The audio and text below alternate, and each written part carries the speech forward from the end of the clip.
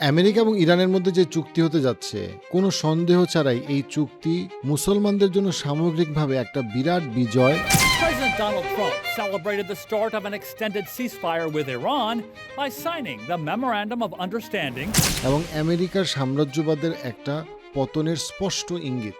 America indirectly এমন একটা চুক্তিতে স্বাক্ষর করতে বাধ্য হচ্ছে যেই চুক্তি তাদের আত্মসমর্পণের একটা বহিঃপ্রকাশ, এবং এটা মিডল ইস্ট এবং মুসলমানদের যে ভূ রাজনৈতিক বাস্তবতা সেই দিকে 5টা গুরুত্বপূর্ণ দিক দিয়ে এইটা এমন একটা পরিবর্তন সামনে আমরা দেখতে যাচ্ছি যে ইতিবাচক পরিবর্তনগুলো আমাদের মুসলমানদের জন্য জানা খুবই জরুরি। আমেরিকা যদি কখনো ছোট একটা বিজয় হয় সেটাকে তারা অনেক বড় করে দেখায়, এবং মুসলমানদের যদি কখনো বিজয় হয়, আমরা অনেক সময় মুসলমানরা এই ওয়ার্ল্ড কাপ ফুটবল দেখতে গিয়ে আমাদের বিজয়কে আমরা ছোট করি। হ্যাঁ, অবশ্যই আমাদের অনেক ডিফিকাল্টিস বা প্রবলেম আছে, আমাদের অনেক সংকট আছে, কিন্তু আমাদের যেটা সফলতা, সেই সফলতার দিকে যদি আমরা না তাকাই তাহলে আমরা কখনোই নিজেদের গল্পটাকে সামনের দিকে নিয়ে যেতে পারবো না। আপনি যদি বিশ্বে ভূ রাজনৈতিক বাস্তবতায় মুসলমানদের উত্থানের পথ নিয়ে আমার কাছ থেকে আরো জানতে চান, সাবস্ক্রাইব করুন। প্রথম যে পয়েন্ট সেটা হচ্ছে এই যুদ্ধে আমেরিকা এবং ইরানের মধ্যে এই সংঘাতের সবচেয়ে বড় পরাজয় হয়েছে ইসরায়েলের এবং নেতানিয়াহু বাহিনীর। ইসরায়েলের যে উগ্র ডানপন্থী চরমপন্থী যে গ্রুপটা, সেই গ্রুপটার কান্নাকাটি চারিদিকে মিডিয়াতে দেখা যাচ্ছে। আপনি যদি বেন গাভিরকে দেখেন, সে বারবার স্পষ্টভাবে বলছে যে কোনো মূল্যে তারা লেবাননে হামলা চালাবে, আগ্রাসী হামলা চালাবে, তারা আমেরিকা এবং ইরানের এই চুক্তিকে মানে না।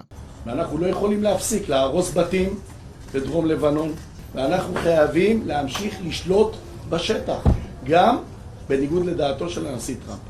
আপনি যদি প্রফেসর মিয়া শাইমার, যে সারা পৃথিবীতে আমেরিকা সহ খুবই রেসপেক্টেড একজন পলিটিক্যাল থিঙ্কার, উনি স্পষ্টভাবে বলছে এই চুক্তি ইন্ডিকেট করে যে আমেরিকা ইসরায়েলের হাত ছেড়ে দিচ্ছে, এবং যেটা আমি গত 1-1.5 বছর ধরে বলে আসতেছি ভিডিওতে, যে আমেরিকা ইসরায়েলের হাত ছেড়ে দেবে কারণ ইসরায়েল একটা লায়াবিলিটি, এক্স্যাক্টলি সেই দিকে আগাচ্ছে। Trump has really no choice but to play hardball with Netanyahu in ways that he has never done and in ways that no American president has ever done with an Israeli prime minister. এখন Israel যে এত বছর এত বড় বড় কথা বলতো এবং সন্ত্রাসী কর্মকাণ্ড করত, কোনো সন্দেহ ছাড়া এটা আমেরিকার সরাসরি সাপোর্ট ছাড়া এগুলো কিছুই হইতো না। Military support, financial support, intelligence support. এবং আমেরিকা যখন ইরানের সাথে হাত মেলাচ্ছে ইসরায়েলকে ভ্রুক্ষেপ না করে, এবং ডোনাল্ড ট্রাম্পের যে ভাষাগুলা সে ব্যবহার করছে নেতানিয়াহুর বিরুদ্ধে, এটা এর আগে কোনো আমেরিকান প্রেসিডেন্ট এত স্পষ্টভাবে বলে নাই যে আমেরিকা না চাইলে ইসরায়েল কখনো টিকে থাকতে পারবে না বা ইসরায়েল সার্ভাইভ করতো না।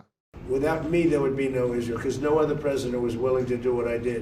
আমেরিকার কোনো প্রেসিডেন্ট আগে স্পষ্টভাবে বলে নাই যে সে চাইলে ইসরায়েলের প্রেসিডেন্ট হইতে পারে, কারণ এই কথাটা সত্যি। ইসরায়েলের যত অপকর্ম, সেই অপকর্মগুলো স্পন্সর আমেরিকা, ব্রিটিশরা। কিন্তু এখন তারা সরে যাচ্ছে, এখন তারা দেখাচ্ছে এই যে ইসরায়েল হইলো খারাপ। ইসরায়েল ডেফিনেটলি খারাপ, বাট তারাও খারাপ। বাট এখন তারা সমস্ত দোষ, সমস্ত খারাপ কিছু, সবকিছু দিতেছে হচ্ছে গিয়ে ইসরায়েলকে। টাকার কালচারের মতো ডানপন্থীরা তারা এখন খুব ভালো সাজার চেষ্টা করতেছে, এই বলে যে আমেরিকার একমাত্র সমস্যা ইসরায়েল, ইসরায়েলের হাত ছেড়ে দিলে আমেরিকা ভালো। বাট আমেরিকা তো ভালো না, আমেরিকাই তো ইসরায়েলকে তৈরি করছে, বড় করছে, এই দানবকে তৈরি করছে, এখন সেই দানবের দোষ দিচ্ছে। বাট মুসলমানদের জন্য এটা একটা অনেক বড় সুসংবাদ যে ইসরায়েল খুব সমাবেশী, ইসরায়েলের এবারে ইলেকশনে নেতানিয়াহুর পতন হবে। নেতানিয়াহুর পতন হলে পরের যে গভর্নমেন্ট আসবে, বেনেটের গভর্নমেন্ট আসার সম্ভাবনা খুব বেশি। সে যে খুব ভালো লোক সেটা আমি বলছি না, বাট সে বাধ্য হবে গ্রেটার যে মুসলিমরা পাকিস্তান, টার্কি, সিরিয়া, সৌদি আরব, এদের সাথে একটা মিনিংফুল রিলেশনশিপ করতে, কোনো সন্ত্রাসী কর্মকাণ্ড করার সাহস না করতে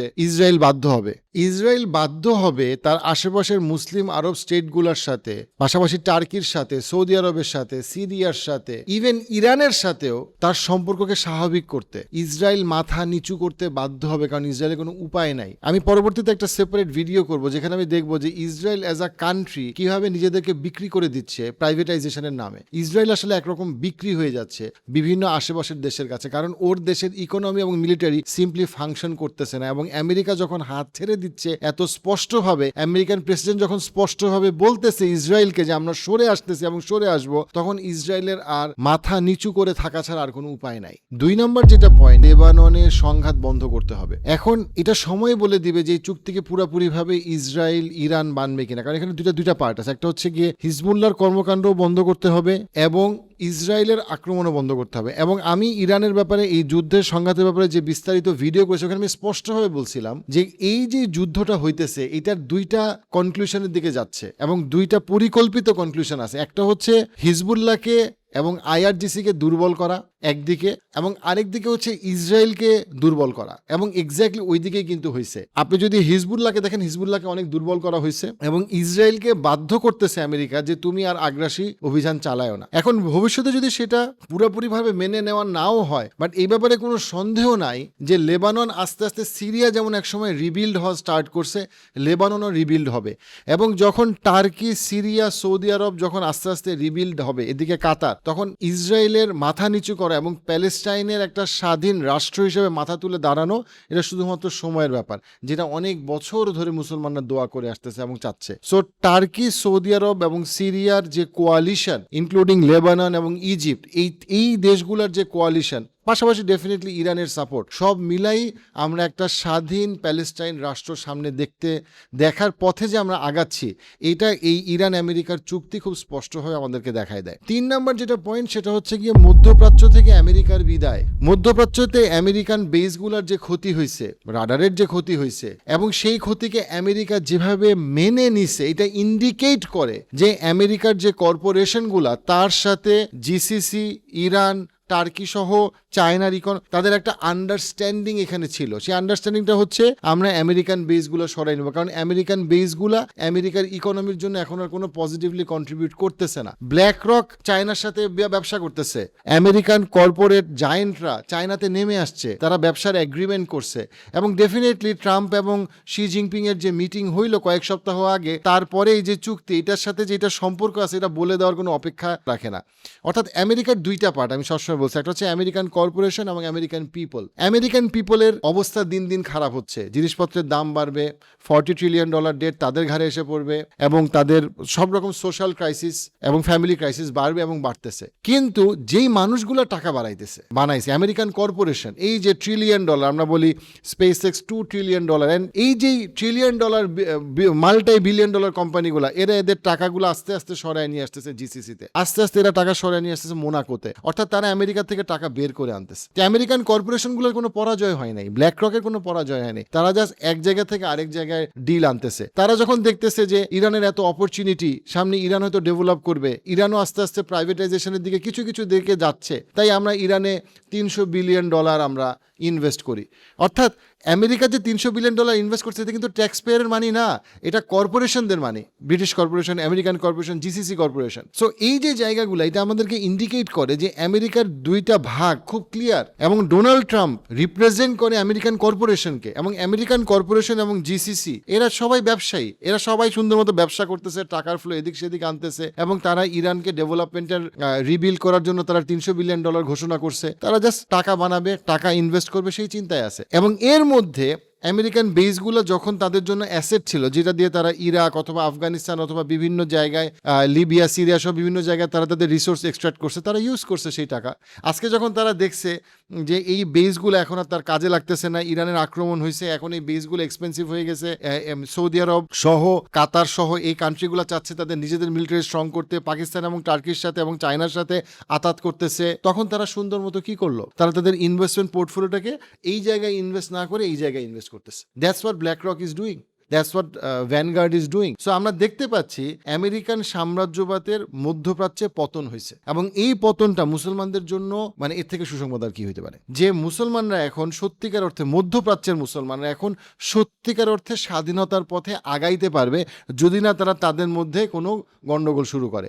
আজকে সৌদি আরব, কাতার, কুয়েত সহ এই যে কান্ট্রিগুলো যেখানে বিশাল বিশাল আমেরিকান বেস ছিল, এগুলো তো আসলে আংশিকভাবে স্বাধীন ছিল, কিন্তু এখন এই দেশগুলো পুরাপুরিভাবে স্বাধীন হওয়ার সুযোগ পাইছে, এবং আমরা আশা করি এবং দোয়া করি তারা এই স্বাধীনতা মুসলিমদের কল্যাণে কাজে লাগাবে, তাদের নিজেদেরকে ডেভেলপ করবে এবং মুসলিমদের কল্যাণে তারা কাজ করবে। 4 নম্বর যে পয়েন্ট এখান থেকে চলে আসে, সেটা হচ্ছে কি, আমরা এবার মুসলমানদের যে মধ্যে যে কোয়ালিশনটা দেখছি, এই কোয়ালিশন আমরা খেলাফতের যখন অবসান হইল সেই সময়ের পর থেকে প্রায় 100 বছর পরে আমরা মুসলমানদের মধ্যে এই কোয়ালিশন দেখলাম, এবং আমার কাছে খুব খারাপ লাগে যে মুসলমানরা এই কোয়ালিশনটাকে অ্যাপ্রিসিয়েট করে না। মুসলমানদের মধ্যে আমরা এখন যেই ঐক্যটা দেখতেছি, এই ঐক্য আমরা আগে কখনো দেখি নাই। আমি বারবার বলছি, ইরানে যে সৌদি আরব অথবা আরব কান্ট্রিগুলো আক্রমণ করবে না, শুরুর থেকে আমি বলে আসছি, এবং তারা সরাসরিভাবে আমেরিকাকে কখনোই ইরানের বিরুদ্ধে আক্রমণে সাপোর্ট করে নাই। একাধিক বক্তব্য থেকে, ডোনাল্ড ট্রাম্পের বক্তব্য থেকে, সৌদি আরবের ফরেন মিনিস্টারের বক্তব্য থেকে এবং কাতারের বক্তব্য থেকে, টার্কির বক্তব্য থেকে এটা ক্লিয়ার যে আমেরিকা অনেকবার যখন ইরানকে খুব অ্যাগ্রেসিভলি আক্রমণ করতে চাইছে তখন সবচেয়ে বেশি বাধা দিচ্ছে জিসিসি, সবচেয়ে বেশি বাধা দিচ্ছে টার্কি। কেন? কারণ এখানে আরব কান্ট্রিগুলোর সাথে একদিকে টার্কি, আরেকদিকে ইরান, আরেকদিকে চায়না, এদের মধ্যে একটা সুন্দর কোয়ালিশন তৈরি হয়েছে। ইরানের সাথে হিস্টোরিক্যালি আরব দেশ এবং টার্কির একটা টেনশন আছে, বাট ওই টেনশনের বাইরে গিয়ে তারা একটা ঐক্য তৈরি করছে, যেই ঐক্যর মিনিং হইল একটা মিলিটারি এবং ইকোনমিক অ্যালায়েন্স। যে হ্যাঁ, আমাদের মধ্যে দ্বিমত আছে, আমাদের মধ্যে অনেক কিছু একমত না, কিন্তু আমরা এইটা বুঝতে পারি যে আমেরিকার যে আধিপত্যবাদ সেখান থেকে বের হয়ে আসা আমাদের সবার জন্য ভালো, আমাদের সবার স্বাধীনতার জন্য ভালো। এই জন্য বারবার ডোনাল্ড ট্রাম্প স্পষ্টভাবে বলছে যে আমি ইরানে আক্রমণ করতে চাইছিলাম, কিন্তু আমাকে বাধা দিছে কাতার, আমাকে বাধা দিছে সৌদি আরব, এবং এটা ইন্ডিকেট করে যে তাদের মধ্যে কত সুন্দর একটা সম্পর্ক আছে। অ্যান্ড রিসেন্টলি গত সপ্তাহে যখন আমরা দেখলাম যে আরব আমিরাত যখন ইরানে ইনভেস্ট করলো, এটা ইন্ডিকেট করে যে সামনে ইউএই, সৌদি আরব, কাতার, ইরান এবং টার্কি তাদের মধ্যে অ্যালায়েন্স আরও স্ট্রং হবে। খালি মুসলমানরা বিভক্ত হয়ে যায়, ও ইরান ভালো, আরবরা খারাপ, আরবরা ভালো, ইরান খারাপ। কেন ভাই? আপনি কেন বুঝেন না যে সবারই দোষগুণ আছে এবং আমরা চাই একটা সামগ্রিক ইউনিটি। ইরানের কোনো ইতিহাস পারফেক্ট না, না জিসিসির ইতিহাস পারফেক্ট, না টার্কির ইতিহাস পারফেক্ট, কিন্তু আপনি যখন ঐক্যের কথা বলবেন, আপনি যদি ওই আমার ট্রাইব ভালো, আমার হুজুর ঠিক বলছিল, এই চিন্তার মধ্যে যদি থাকি, তাহলে তার ঐক্য হবে না। ইরান যে সাহসিকতা দেখাইছে সেটা তো কোনো সেটা প্রশংসা করেনি, কারো কোনো প্রশ্ন নাই। কিন্তু ইরানের সমালোচনার জায়গাটা যেটা আছে, ইরান সিরিয়াতে যেটা করছে, ইরান বাশার আসাদকে যেভাবে সাপোর্ট দিছে, ইরানের প্রক্সি গ্রুপরা প্যালেস্টাইনকে স্বাধীন করার বদলে প্যালেস্টাইনকে যে আরো অনেক বিপদের মধ্যে ফেলছে, যেটার জন্য প্যালেস্টাইনকে আক্রমণ করা বা গাজায় গণহত্যার নাটক সাজানো ইসরায়েল আমেরিকার জন্য ইজি হয়ে গেছে। এ ব্যাপারে তো ইতিহাসে কোনো ভুল নাই। দুইটাই সত্যি, ইরানের সাহসিকতাও সত্যি, ইরানের বীরত্বও সত্যি, আবার ইরানের গত 20 বছরের যে সমালোচনা, সেই সমালোচনাও যৌক্তিক। অ্যাট দ্য সেম টাইম আরবদের সাথে আমেরিকার যে সম্পর্ক হয়েছে অথবা টার্কির সাথে নেটোর যে সম্পর্ক, সেই সম্পর্কের সমালোচনাটাও যৌক্তিক। আবার সেই সম্পর্ক থেকে তারা যদি বেনিফিট নিয়ে এখন তারা স্বাধীনতার পথে আগাইতে পারে, সেটাও মুসলিমদের জন্য কল্যাণকর। কেউই পারফেক্ট না, ভালো এবং খারাপ দুইটাকেই আপনার দেখতে হবে। এবং সবচেয়ে বড় বিষয় যেটা, সেটা হচ্ছে আমরা এই যে আমেরিকান বেজ সরে গেল বা আমেরিকান বেজে যে ইরানের আক্রমণ হইল, তারপরে তো চাইলেই সৌদি আরব আরো ইউএস সোলজারদেরকে আনতে পারতো, কাতার তারও ইউএস সোলজারদেরকে আনতে পারতো। সেটা না এনে সে কি করলো? সে পাকিস্তানি মিলিটারিকে আনার চেষ্টা করলো, টার্কির থেকে সে অস্ত্র কিনলো, চায়নার সাথে সে সম্পর্ক করলো। সে কি তার জিসিসি কি করলো? জিসিসি একদিকে যেমন ডলারেও কিছু পেমেন্ট করলো, আবার সে পেমেন্ট করলো ইউয়ানে, যেটা ইন্ডিকেট করে যে আরব, ইরান এবং টার্কির সম্পর্কের মধ্যে একটা ঐক্য এবং একটা সমঝোতার জায়গা আমরা দেখতে পাচ্ছি, যেটা অত্যন্ত ইতিবাচক। এবং এই সময়টা হয়তো দূরে না, যখন আমরা ইরানে বিশাল পরিমাণে সৌদি, কাতার এবং জিসিসি ইনভেস্টমেন্ট দেখব, যেন ইরানকে রিবিল্ড করা হয় এবং ইরানের ওই যেই চরমপন্থী যারা শুধুমাত্র যুদ্ধ করতে চায়, দখল করতে চায় এবং একটা শিয়া মধ্যপ্রাচ্য তৈরি করতে চায়, তার বাইরে গিয়ে যারা প্র্যাগমেটিস্ট ইরানিয়ান, তাদের যেন জয় জয়কার হয়, যারা আসলে মধ্যপ্রাচ্যে শান্তি চায় এবং তাদের যে ট্যালেন্ট, স্কিল, তাদের যে মিলিটারি ক্যাপাবিলিটি, সেটা যেন পুরো মুসলমানদের জন্য যেন এটা একটা সুরক্ষার কারণ হয়, বিপদের কারণ না হয়। 5 নাম্বার যে পয়েন্টটা দিয়ে আমি শেষ করব, সেটা হচ্ছে এটা ইরানের সাধারণ মানুষের বিজয়। 1979 পর থেকে তো আমেরিকার স্যাংশন শুরু হয়েছে। আমেরিকান স্যাংশনে এই ইরানের মানুষ দুই দিক থেকে বিপদে পড়ছে। একদিক থেকে তারা বিপদে কি পড়ছে, তারা অর্থনৈতিকভাবে বছরের পর বছর এত বিপর্যস্ত অবস্থায় আছে যে তারা এটা থেকে মুক্তির জন্য ডেসপারেট। আরেকদিকে কি হয়েছে, তারা দেখতে পাইছে যে তাদের যে সরকার এবং আইআরজিসি, এরা আসলে সাধারণ মানুষকে কোনো রকম সুরক্ষা দেয় না, নিরাপত্তা দেয় না এবং প্রচণ্ড দুর্নীতিগ্রস্ত সরকার। অর্থাৎ আমেরিকাও তাকে ইকোনমিক স্যাংশন দিচ্ছে, আর তার দেশের শাসকরাও প্রচণ্ড রকম দুর্নীতিগ্রস্ত। যদিও তার একদিকে তারা চরম ডানপন্থী, আরেকদিকে তারা দুর্নীতিগ্রস্ত। এর মধ্যে কিছু ভালো জিনিস তারা তৈরি করার চেষ্টা করছে। ডেফিনেটলি তারা তাদের সোসাইটিতে, তাদের সোশ্যাল স্ট্রাকচারে তারা ভালো কিছু ইনস্টিটিউট তৈরি করার চেষ্টা করছে, বাট তারা দুইটারই সমাধান চাচ্ছিল। একই সমাধান চাচ্ছিল যে আমেরিকার স্যাংশন থেকে তারা বের হয়ে আসুক, যেন তারা সুযোগ পায় যে তাদের অর্থনৈতিক উন্নতি প্রবৃদ্ধি, যেন ফরেন ডিরেক্ট ইনভেস্টমেন্ট তার দেশে আসতে পারে, তারা যেন ফ্রিলি বাইরে বিজনেস করতে পারে, সেই সুযোগটা তারা চাচ্ছিল। আরেকদিকে তারা কি চাচ্ছিল, আইআরজিসি সাইডলাইন হোক, আইআরজিসি মেইন ক্ষমতার দখলে না থাকুক, এবং আইআরজিসির যে মূল্যবোধ, যে কন্টিনিউয়াস প্রক্সি ওয়ার এবং যুদ্ধ এবং সংঘাত, সেখান থেকে বের হয়ে ইরান একটা স্টেবল কান্ট্রি হোক, যে ইকোনমিক প্রোগ্রেসের দিকে যাবে এবং গ্রেটার রিজনের সাথে ইন্টিগ্রেটেড হবে, সেই সুযোগটাই হয়েছে।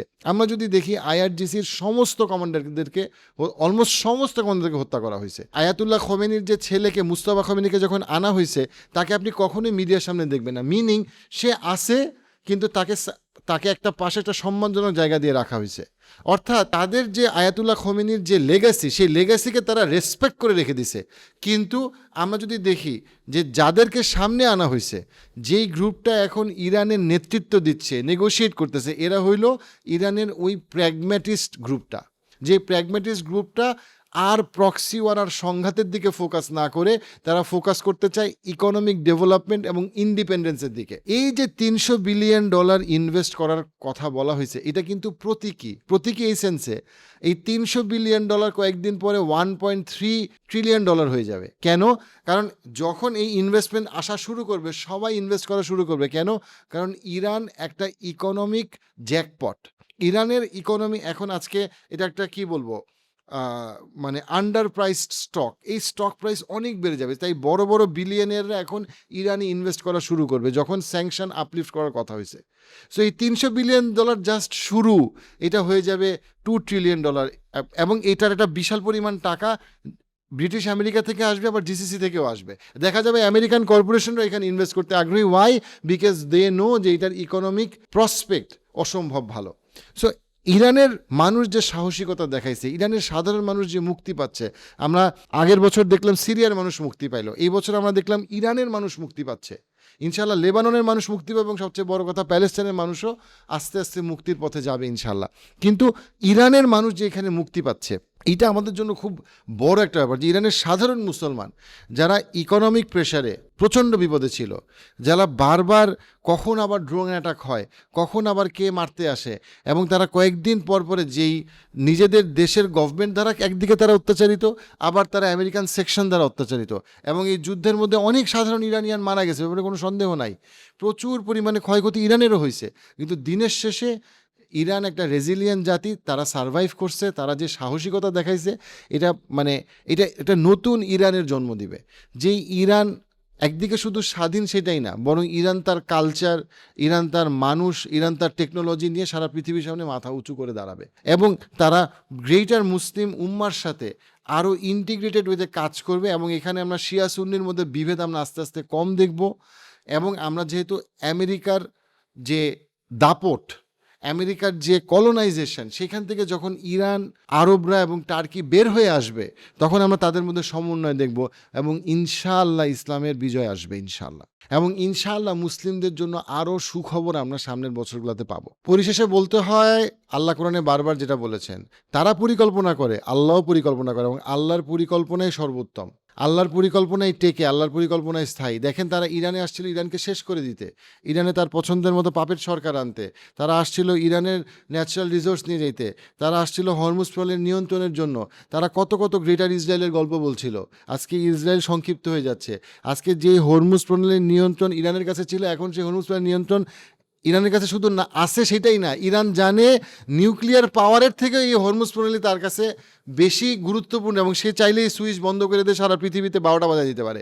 এখন ইরান জানে কীভাবে হরমুজ প্রণালীকে নিয়ন্ত্রণ করতে হয়। যে হরমুজ প্রণালী খোলাই ছিল, সেই হরমুজ প্রণালীকে সে কীভাবে ব্যবহার করতে হয় এখন সেটা শিখছে, এবং হরমুজ প্রণালীর টোটাল নেতৃত্ব ইরানের কাছেই আছে।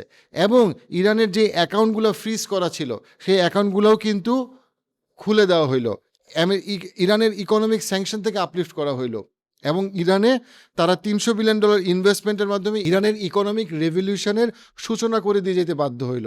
অল ইন অল আমরা দেখতে পাই যে আল্লাহ যে পরিকল্পনাটা করছে, সেটা এই আমেরিকার ইসরায়েলের পরিকল্পনার শুধু উল্টা তাই না, বরং আল্লাহ যে পরিকল্পনা করছে সেটা মুসলমানদের জন্য সামগ্রিকভাবে ভালো। এবং হ্যাঁ মুসলমানরা সাফার করছে, মুসলিমরা মারা গেছে, হ্যাঁ মুসলমানদের অনেক সমালোচনা আমরা করতে পারি, কিন্তু আমাদেরকে বুঝতে হবে যে আমাদের মুসলমানরা যখন কালেকটিভলি আমরা আল্লাহর উপরে ভরসা করি, চেষ্টা করি, সাহস দেখাই, আত্মবিশ্বাসের সাথে কাজ করি, তখন আল্লাহর সাহায্য নানা দিক থেকে আসে।